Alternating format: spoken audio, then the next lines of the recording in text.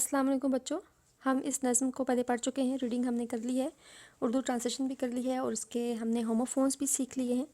अब हम इसकी एक्सरसाइज करने लगे हैं। Answer the following questions. What reasons did the boy give for wanting to go out? Answer is the boy said that the sun was bright, the air was clear and that's why he wished to go out. Question B. What warnings was the boy given? Answer is he was warned not to lose his way. Question C. What mood was the boy in when he went out? Answer. He was keen to go outside and play. He must have been happy when he was given permission to do so. Question D. How was the weather in the morning and in what way did it change? Answer is in the morning the sun was bright, air was clear, but after some time the weather changed. It started snowing. Question E. What factors made the boy feel that things were not right? Answer is he was on his sleigh going through snowdrifts and watery pools, but normally he would have walked. Now he was lost and looking at a treacherous hole in the road. His progress had been too slow, and he wanted to meet some kindly soul because he had lost his way. ठीक है, यहाँ पर सवाल में पूछा गया है कि वो कौन से असबाब से जिससे पता चला, लड़के को महसूस हुआ कि वो सही रास्ते पर नहीं है, वो ठीक नहीं है। तो ये असबाब यहाँ पर बताए हैं कि जब वो मज़े से खेल रहा था और स्नो फॉलिंग पे जब शुरू हो गई तो उसने घर जाने का इरादा किया तो उसने देखा कि वो तो अपना रास्ता ही खो चुका है। तब उसको थोड़ा पता चला कि he was on his sleigh, वो अपने स्ले पर ही था, going through snow drifts and watery pools. और उसने देखा कि वो तो बर्फ़ के तोदों और पानी के तालाबों के पास से गुजर रहा है, तो ये तो उसके घर का रास्ता नहीं है, ये तो वो रास्ता भूल चुका है। नॉर्मली जैसे वो अपने घर के पास जब वो होता है तो वो अपने स्ले पर नॉर्मली चल रहा होता है और खेल कूद कर रहा होता है, लेकिन यहाँ जो मंज़र दिखाया बता रहे हैं कि स्नो ड्रिफ्ट्स थी और बर्फ़ के तोदे और वाटरी पूल्स थे, तो जिससे उसको लगा कि ये तो रास्ता मेरे घर का नहीं है। तो now he was lost and looking at a treacherous hole, और वो खो भी चुका था और उसने ये देखा कि रास्ते में उसके खौफनाक से समंदर के वो होल भी सुराख भी नज़र आए, जिसमें से कि वो समंदर को भी देख सक रहा था रास्ते में।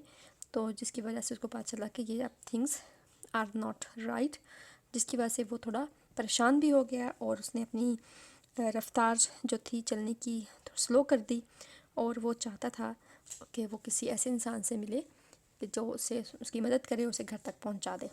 तो उसकी बहुत ख्वाहिश थी कि ऐसे हालात में, जब वो इतनी ज़्यादा मुश्किल हालात में था, तो उसकी क्या ख्वाहिश थी कि कोई उसको काइंडली सोल मिले, कोई नेक भला आदमी उसको मिले जो उसे उसके घर तक पहुंचा दे, उसकी मदद करे। तो ये सब चीज़ें थी जो उसको पता चला ये सब देखकर कि वो ठीक रास्ते पर नहीं है। आगे, these questions are more difficult, discuss them first. Question F. What is the effect of the use of incorrect spelling? Incorrect spelling जो इस पोइम में इस्तेमाल हुए हैं, कहते हैं उसका क्या असर है। तो आपने ये बताना है तो कि ये उसका असर क्या है इन स्पेलिंग्स का। तो ये आपने अपनी मर्ज़ी से बता सकते हैं कि आपको मैं एग्जांपल देती हूँ। Effect of incorrect spellings creates confusion, और effect of incorrect spellings makes humorous. Incorrect spelling से कन्फ्यूजन हुई है या इनकरेक्ट स्पेलिंग से आपको मज़ा आया है और आपको मज़े का खेस ये नज़्म लगी है, ये कैसा लगा, ये आपने ख़ुद जवाब देना है। तो आप आंसर लिखेंगे, इनमें से कोई एक आप जो पसंद करेंगे। Effect of incorrect spellings creates confusion, और effect of incorrect spellings makes humorous. आगे क्वेश्चन है question G, do you like this poem? तो इसका आंसर भी आपने खुद देना है। People will give their own views and reasons for them. अगर आपको ये पोइम पसंद आई है तो आपने बताना है कि हमें क्यों पसंद आई है। If you like this poem, tell और write in your notebook why. If you do not like this poem, tell why you don't like. तो इसका आंसर आपने खुद देना है।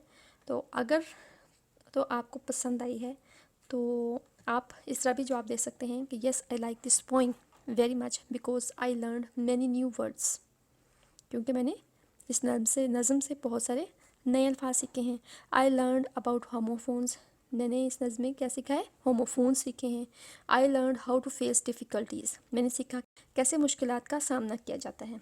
वो लड़का जब मुश्किल में फंस गया था और उसके घर का रास्ता भी नहीं था, तो उसने मुश्किल को से फेस करने के लिए अपने आप पर काबू में रखा और वो रोया धोया नहीं, रोना या चीखना चिल्लाना शुरू नहीं किया, बल्कि उसने दुआ की कि कोई ऐसा शख्स मुझे मिल जाए जो मेरी मदद करे, और वो आगे बढ़ता रहा कि शायद कोई आगे रास्ता मुझे मिल जाए। तो उसने अपने मुश्किल हालात को फेस करने का किया, और इस नज़्म में आपने भी सीखा कैसे मुश्किल हालात का सामना करते हैं। I learn how to control our nervous system in difficult situations, ये सीखा ना, डिफ़िकल्ट सिचुएशंस में आपने अपने नर्वस सिस्टम को, अपने आसाब को कैसे कंट्रोल करना है। I learn how our beloved Lord Allah almighty accepts our prayers, और मैंने ये सीखा कि हमारा अल्लाह ताला हम जब दुआएं करते हैं तो वो कैसे कबूल करता है। जिस तरह उस लड़के ने चाहा कि मैं ऐसे आदमी से मिलूं जो मेरी मदद करे, तो उसकी मदद को कोई आदमी पहुंच गया, तो इस तरह अल्लाह ताला ने उसकी मदद की। तो अल्लाह ताला को जब भी पुकारते हैं अल्लाह ताला हमारी मदद करता है और अल्लाह ताला हमारी दुआएं सुनता है। तो हमें इस नज़्म में ये सीखने को मिला। Exercise 3, refer to the text and answer the questions. A, the aunt said take your sleigh, ये टेक्स्ट है पोइम में से, तो इसके मुतालिक अब क्वेश्चन है who says these words and to whom, ये जो वर्ड्स है, ये जो टेक्स्ट है, ये किसने बोला है और किसको बोला है। Answer is the aunt said these words to the little boy. Okay. Question 2. What kind of sleigh does the boy have? Answer is he has a nice new sled painted red. अब slay और slayed से confuse नहीं होना, slay, slayed, sledge, ये एक ही मतलब है, बर्फ़ की गाड़ी। अगला टेक्स्ट अब बी है, though I would walk by rule I am not right it's plain. इसके मतलब अब क्या क्वेश्चन है कि क्वेश्चन 1 है who says these words and to whom, ये जो वर्ड्स हैं किसने कहे हैं और किसको कहे हैं। Answer is the little boy says these words to himself, ये अल्फाज उस लड़के ने अपने आप को बोले हैं। Though I would walk by rule I am not right it's plain. Question 2, what does by rule mean, इस टेक्स्ट में जो लफ्ज़ बोला गया है बाय रूल, इसका क्या मतलब है। Answer is it means normally as is my usual habit. क्या बोला है, क्या मतलब है, नॉर्मली, जैसे कि मेरी आम तौर पर आदत होती है मैं वैसे ही चलूँ। उसने क्या बोला था कि मैं चलूँगा वैसे चलूँगा जैसे मैं नॉर्मली चलता हूँ, मैं घबरा कर तेज़ रफ्तारी से या दौड़ू भागूंगा नहीं, या नॉर्मली ऐसे ही रहूँगा जैसे मैं नॉर्मल हालत में होता हूँ, नॉर्मल होता हूँ वैसे ही मैं इस मुश्किल में भी ऐसे ही रहूँगा। It means normally as is my usual habit. Question 3 है how is the speaker feeling at this time. Answer is he is upset and lost and he wishes to be back at home.